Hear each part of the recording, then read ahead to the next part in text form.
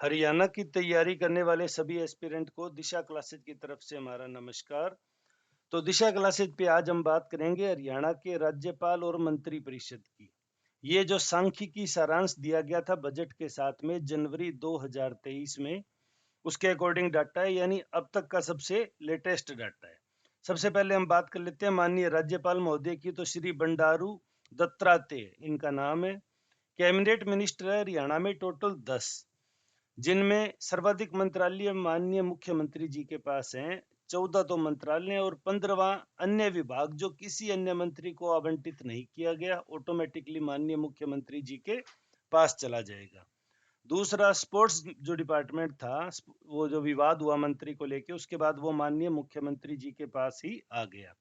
उसके बाद बात करें उप मुख्यमंत्री की, तो दुष्यंत चौटाला जी के पास 7 विभाग हैं। सभी के नाम आप अच्छी तरह देख लें, याद कर लें। फैक्चुअल में पूछा जा सकता है कि लोक निर्माण B&R किसके पास है, या उद्योग और वाणिज्य मंत्री हरियाणा के कौन है, तो आपको श्री दुष्यंत चौटाला जी का नाम बताना है। अनिल विज जी के पास 4 मंत्रालय हैं। कंवरपाल जी के पास 5 मंत्रालय हैं। स्कूली शिक्षा, संसदीय कार्य, सत्कार, पर्यावरण, वन और वन्य जीव कल्याण, विरासत एवं पर्यटन। फिर हम बात करते हैं जो 5 मिनिस्टर और बच गए। मूलचंद शर्मा जी के पास सबसे बड़ा रोडवेज है। उसके बाद खान व भू विभाग, निर्वाचन और उच्च शिक्षा। फिर रणजीत सिंह जी के पास वही ऊर्जा और कारागार।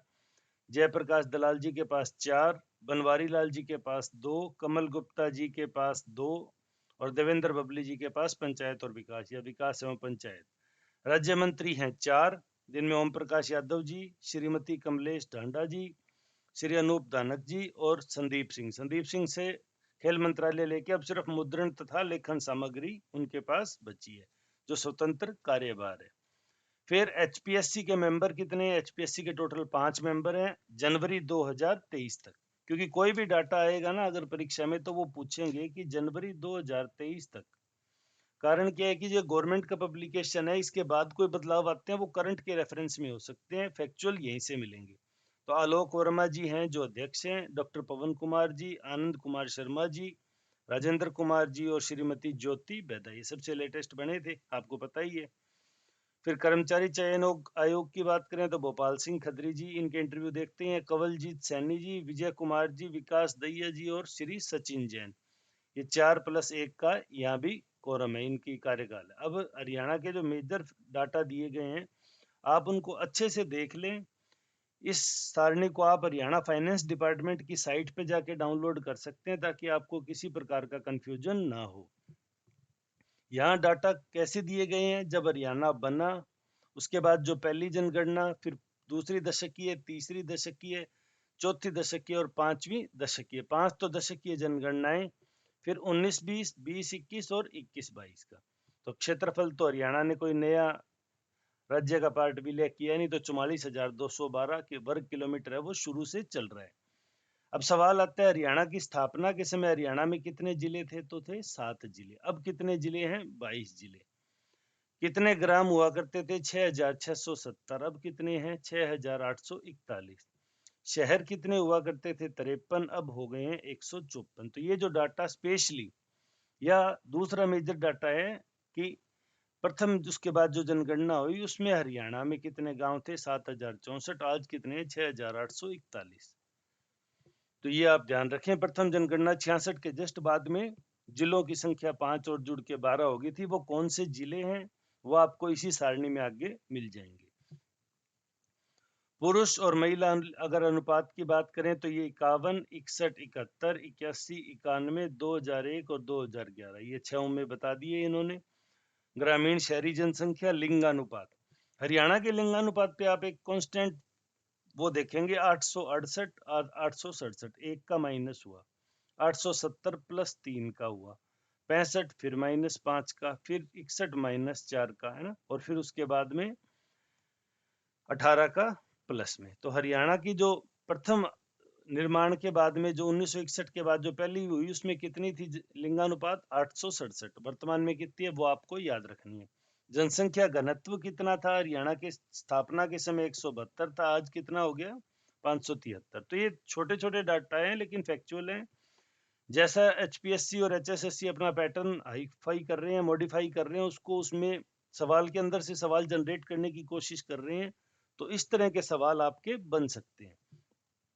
अब हरियाणा की प्रति व्यक्ति आय 343 रुपए थी कब, 66-67 में, और आज कितनी है, 1,81,961। ठीक है, सकल घरेलू उत्पाद भी बढ़ा, सभी कुछ बढ़ा।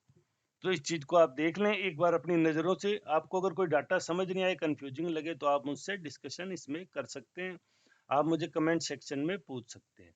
मैं मुख्य मुख्य बातें बताऊंगा आपको। यहाँ देखने वाली बात है कि हरियाणा में जो दूध का उत्पादन था वो 19-20 में जो था 1,688 लाख लीटर, वो एकदम से नेक्स्ट ईयर में बढ़ के 2020-21 में 2,049 लाख लीटर हो गया। लेकिन फिर 21-22 में जो अभी प्रारंभिक अनुमान है उसमें 1,880 फिर गिर गया। तो ये इस तरह का जो एकदम तेजी से उतार और चढ़ाव होता है वो जनरली सवाल के रूप में पूछा जाता है। हरियाणा की जो मैं दुग्ध संयंत्र की क्षमताओं की बात करूं तो आप देखें 19-20, 20-21 और 21-22 से लगातार कांस्टेंट चल रही है, यानी अभी इसमें कोई बढ़ोतरी नहीं हुई है। और दुग्ध शीतन केंद्र थे वो 20-21 में सिर्फ 3.0 लाख लीटर प्रतिदिन किया करते थे, जो वापस बढ़ के 7.16। तो ये जो डाटा बहुत ज्यादा फ्लक्चुएट हो रहे हैं ना, आप इनको जरूर ध्यान रखें। हरियाणा की स्थापना के समय हरियाणा में वन क्षेत्र की बात करूं मैं तो 1,36,000 हेक्टेयर में वन क्षेत्र थे, जो 1,78,000 में कन्वर्ट हो गए हैं। तो कर्मचारी कितने, ये सभी डाटाएं हैं।